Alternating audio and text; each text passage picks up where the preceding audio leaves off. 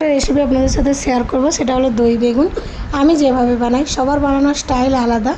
এখানে আমি একটুখানি পেঁয়াজ, টমেটো, কাঁচা লঙ্কা ভেজে নিচ্ছি, আর এই বেগুনটার মধ্যে নুন আর হলুদ মাখিয়ে রেখেছি। এটা আমার বাড়ির সবার খুব প্রিয়।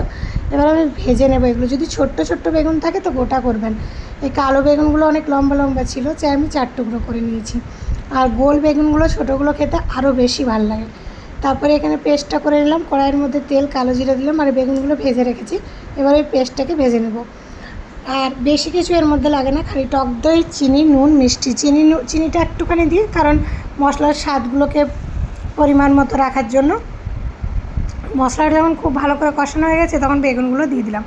আর এখনের বেগুন অল্প কড়াই ভাজলেই নরম হয়ে যায়। এত ভালো এখন বেগুন আসছে, শীতের থেকেও ভালো এই সময়টাতে বেগুন পাওয়া যাচ্ছে। এই যে টক দইটা আবার মিক্সিতে গুঁড়িয়ে নেব। ব্যাস রেডি হয়ে গেল আমার দই বেগুন। দিয়ে দিলাম দইটা। এবার অল্প ফুটলেই নামিয়ে নেব। এই যে রেডি দই বেগুন। আর আজকের রেসিপি ছিল দই বেগুন।